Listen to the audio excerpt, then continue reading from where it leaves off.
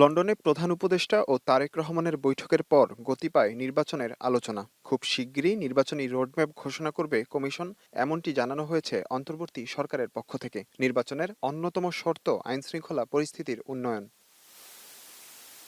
৫ August পরবর্তী নানা সময়ে মবের ঘটনা ঘটেছে। সবশেষ বৃহস্পতিবার পটুয়াখালীতে গণ অধিকার সভাপতি নুরুল হক নূরের ওপর হামলা হয়েছে। যদিও এগুলো বিচ্ছিন্ন ঘটনা হিসেবে উল্লেখ করে স্বরাষ্ট্র উপদেষ্টা বলছেন, নির্বাচনের নিরাপত্তা নিশ্চিতে সর্বাত্মক প্রস্তুত আছে আইনশৃঙ্খলা রক্ষাকারী বাহিনী।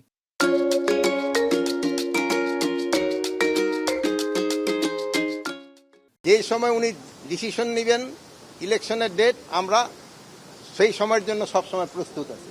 আমাদের দেশের নাগরিক যদি অন্য দেশে থাকে আমরা তাদের অবশ্যই নিব, বাট সেটা প্রপার চ্যানেলে আসতে হবে। উত্তরার এপিবিএন ও র্যাব ১-এর কার্যালয় পরিদর্শন করেন স্বরাষ্ট্র উপদেষ্টা। বলেন, পুলিশের কাছে থাকবে না ভারী অস্ত্র। জানান, এপিবিএন ও থানা পুলিশ সহ আইন শৃঙ্খলা রক্ষাকারী বাহিনীর সার্বিক উন্নয়নে সরকার কাজ করছে। মারণাস্ত্র বলতে বড় ধরনের হাতিয়ারগুলি থাকবে না, বাট আপনারা জানেন এপি ব্যাটালিয়নের রোল এবং অন্যান্য নর্মাল পুলিশের রোল কিন্তু এক না, একটা এক রুলে কিন্তু তৈরি হয়েছে। এইবার আপনি দেখেন ঈদে আপনারা কোনো একটা খারাপ রিপোর্ট কিন্তু করতে পারেননি, আল্লাহ দিলে সব কিন্তু ভালোভাবে করছে। এইতে বোঝা যায় যে আইন শৃঙ্খলা অনেক উন্নতি হয়েছে। তবু আছে, এটা তো একটা কোনো লিমিট নাই, এটা যতই উন্নতি হবে আরও উন্নতি হতে থাকবে।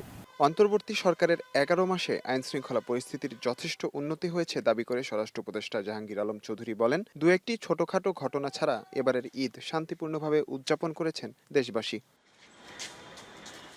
মাঝার ইমন, এখন, ঢাকা।